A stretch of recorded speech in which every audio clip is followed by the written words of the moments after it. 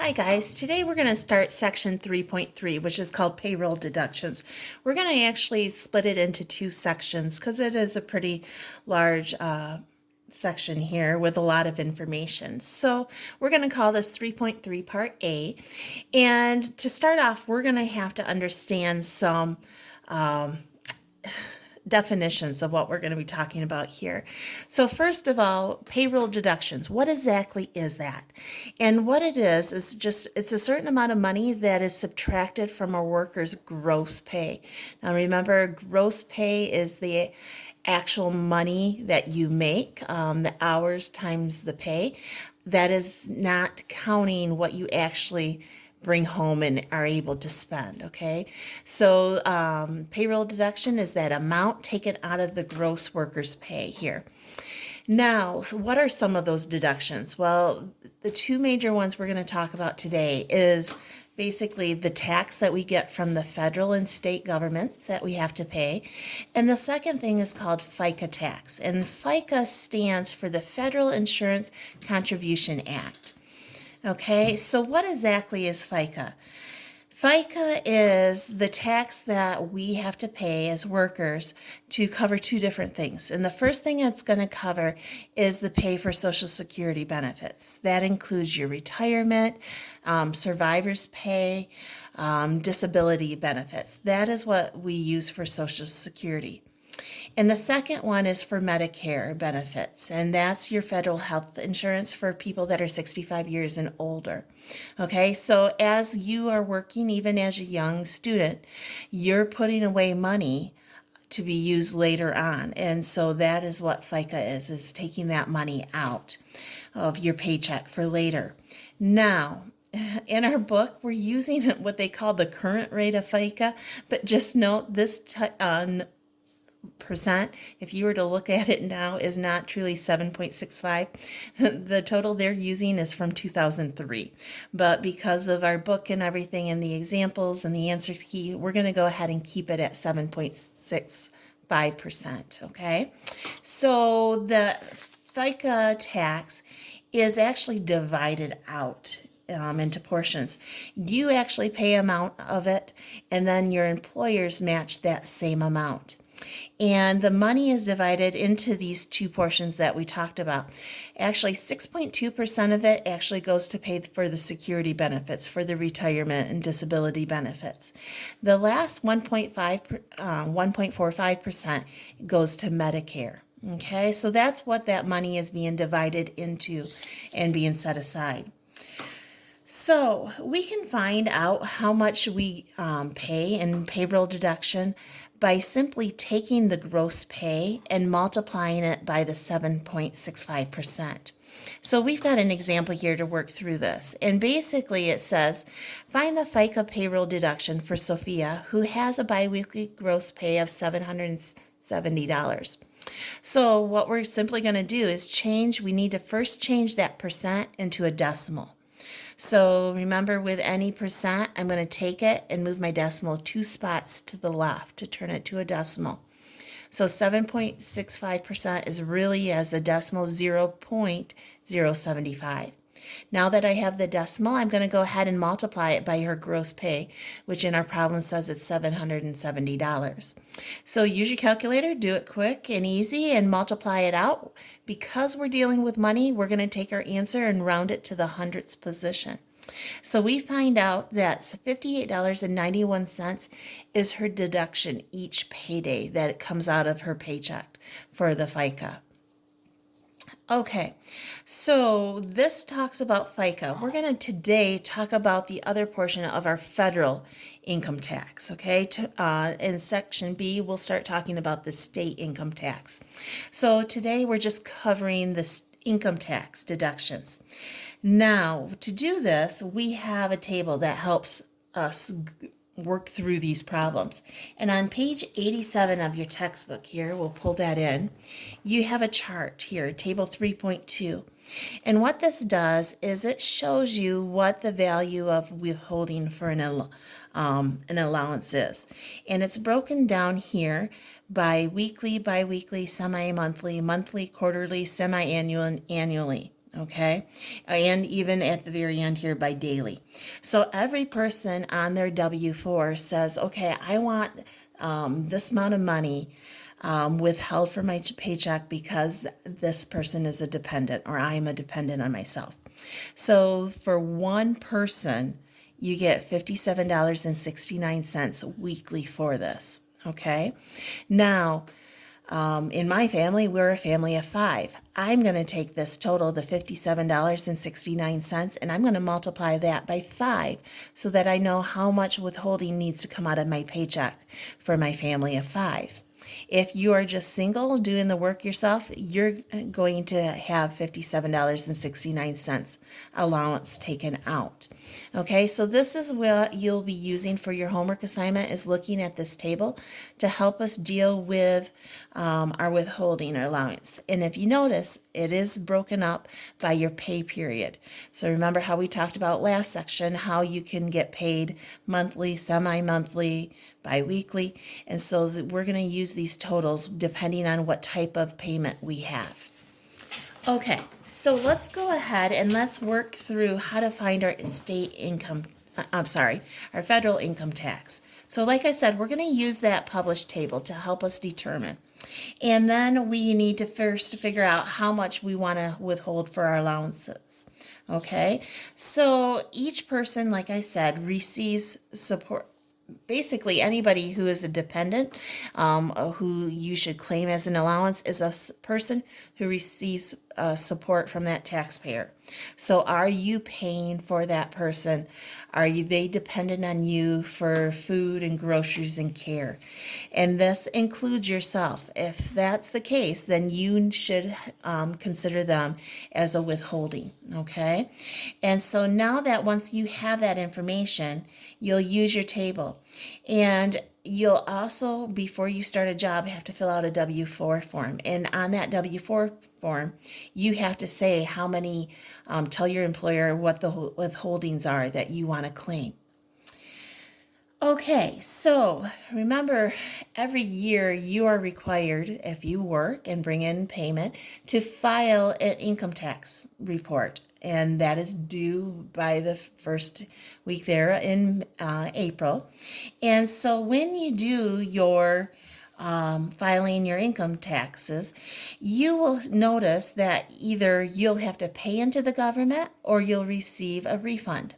And that all depends on what type of withholdings that you pull out of your paycheck each time you're paid.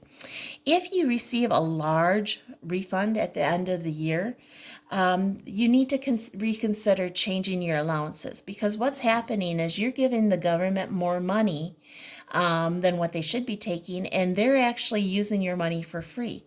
When you let the government borrow your money, they have to pay interest on that money. So if you are letting them have more money without them telling it with the allowance, they basically get to use that money for free. Now, you never want to have a case, though, where you have to pay more money in every year. Okay, so it's a balancing act of what is that perfect allowance that works for your family. So if you pay in, you're going to definitely want to reduce your allowances. Okay, so now let's actually go ahead, now that we got the background information, how do I go ahead and find that income, federal income tax? So we'll break it down here so it's not so much. As you can see, there's a lot of notes for this section. Okay, so very first step, if I want to find this federal income tax, there are two different types of methods. We're going to talk about the percentage method here of following. Okay, and what we're going to do is simply we're going to multiply that withholding allowance, so whatever we chose looking on page 87, and we're going to multiply that out. So let's say you are being paid weekly and you have 2 dependents. Well, according to our chart, remember a single person was $57.69. If you've got 2 dependents, you're going to go ahead and multiply that by 2 to get your amount, okay? So that is what step 1 is just finding what the appropriate withholding allowance is. Once you get that total, then in step 2, you're going to take that total from 1 and you're going to subtract that from the employee's wage, the gross wage. That money, that new total, is the amount that you are being subject for withholding, okay? Now, what you're going to do is once you get that total, you're going to go ahead and you're going to use another table that is in this section, and it actually takes up 2 different pages. So table 3.3 is on page 88, and it goes over to page 89. And so you can take a look in your textbook here. But table 3.3 is basically a table of percentage methods of withholding, and it's broken up into sections. So the top one, table 1, is basically for weekly payroll period. If you're paid bi-weekly, you'd be looking at table 2. If you're paid semi-monthly, you'd be looking down here at table 3. And on the back side on page 89, it's for monthly payment on table 4. So looking at this, the table is broken up into 2 columns here. The first column on this side, the left side, is for a single person. Over here on the right side, this is for a married person. Now, we've got to pay attention to the small details. It says here, if the amount of wages after subtracting the withholding allowance is not over $51, your income tax is 0. Okay? But if it's over, we're going to now have to use this data. Okay? So if you notice, it's broken up by dollar amounts. And so you've got a wide range here. It goes all the way from $51 up to over $5,938 is your allowance, okay? And so once you find where your income falls in between these 2 numbers, you're then going to look to the right. And this is going to tell you what you need to do. Okay, so what it has is we're going to first start way over here on our far side. It says access over. So what you're going to do is you're going to subtract 164. Let's say ours fell into the second row here. You're going to subtract 164 from it because that is all of this stuff that happens in the middle here happens if it's over $164. Okay, so once you subtract that $164, now you're going to look at this and you're going to have, it says a basic fee of $11.30 plus 15%. So whatever that money extra, you're going to go ahead and multiply by 15%. Okay, and the same thing goes whether you're married, whether you're being paid bi-weekly. Okay, so this table tells us a lot of information that we have to follow through. We look for where our income is, which group it falls into. We have to look over here at what our excess is over, subtract from that, and then we work with what is told in the middle. So let's go ahead and do an example because all of this sounds really overwhelming without seeing it done. So let's take it step by step here. So in my example here, I have Sophia again from our first example. Sophia is a single lady, and she's only claiming 1 on her W-4 for herself, okay? Her gross pay, we find out, is bi-weekly, and she's paid $770. And in this example, they want us to find what the federal income tax withholding is. Okay, so the very first thing I'm going to do is I'm going to find the withholding allowance in table 3.2. So that was back on page 87. And because it tells us here that she's paid bi-weekly, we want to look for the row that says bi-weekly. And we go across and it says for 1 allowance, it tells us it is $115.38. So that is her withholding. Okay, now that we found that, now we're going to go on to step 2. And step 2 says we're supposed to subtract it from her gross pay. Well, up here in our problem, it told us she had a gross pay of $770. So we're going to go ahead and subtract the allowance, $115.38. And we find out that her leftover amount here is $654.62. We need that total because this is what we're going to go ahead and use for looking up in table 3.3, which is on page 88. Okay, we're dealing with a single person and it's bi-weekly. So that means we're going to go ahead and we're using this middle table here, right in this section. And because she's single, we're using this left side. Okay, so we're going to use this column to follow through here. And we're going to look for the row. It says her pay was $654. So we're going to find the group of where this falls in between. It falls into the second row here. See where it says $329 to $1,140? So our 654.62 falls in between that. Okay, now what it says, if you notice, remember how we had to find the excess over on the far right, and it says $329? I'm going to go ahead and take that $654 and subtract that excess over that is on our number here.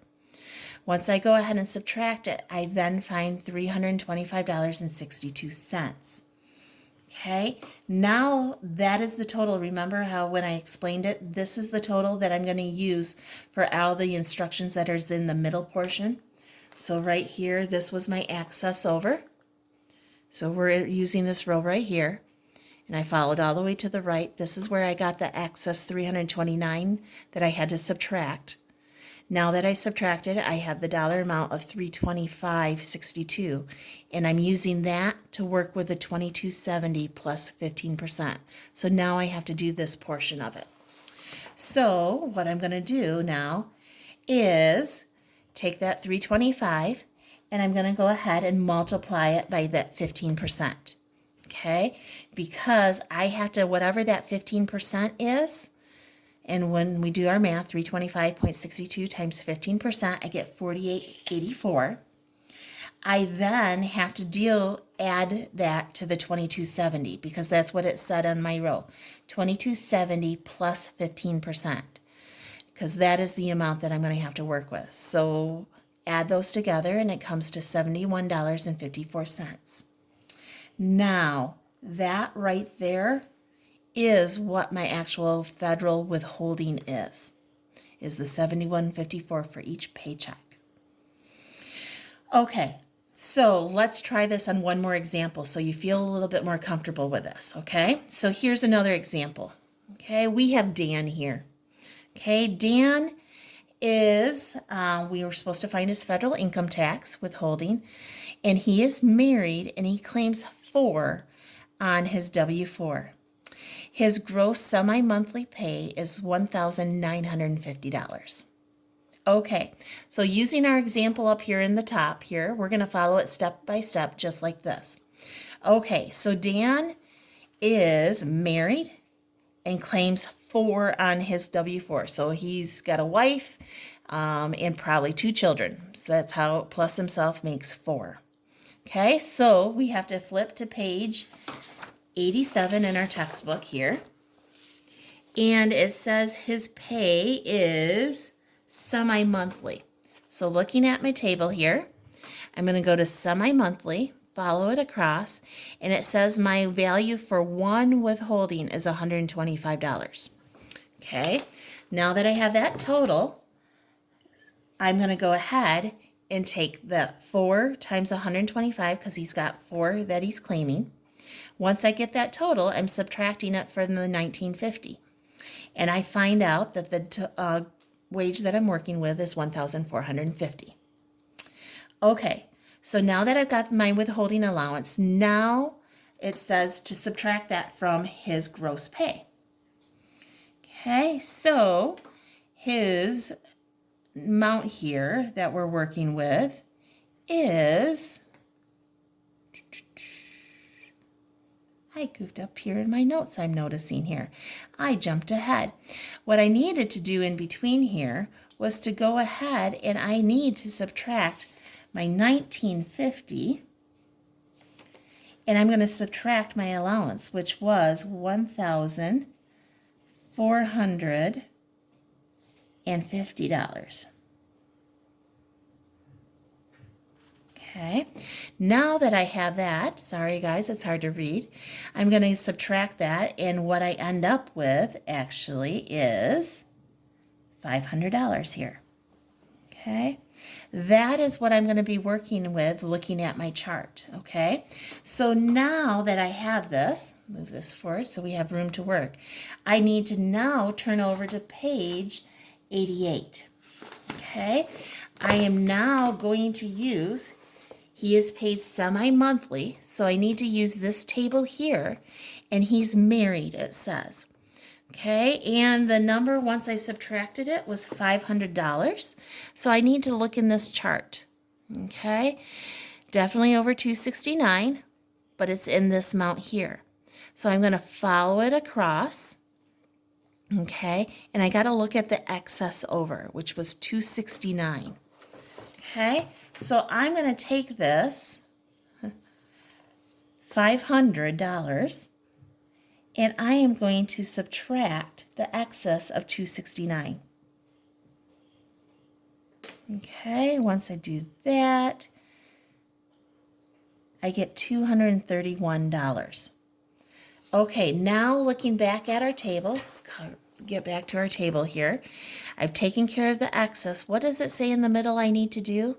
I'm going to simply take that total of what's left over and multiply this by 10%. And remember, I need to turn this as a decimal, so 0.10. Go ahead and I'm going to multiply it together. And once I multiply this, what do I end up with? Well, I move my decimal spot 1 over to multiply by 10, and I find out that my federal withholding is $23.10 for every paycheck. Okay, guys, so today that is what we're tackling here in our homework assignment. We're going to get practice doing this good. Check out on Google Classroom, I'll have your assignment in there. It is going to be bits and pieces of your lesson, so pay attention closely to the problem numbers that I gave you. If you have any questions, come find me in my room. Have a great day.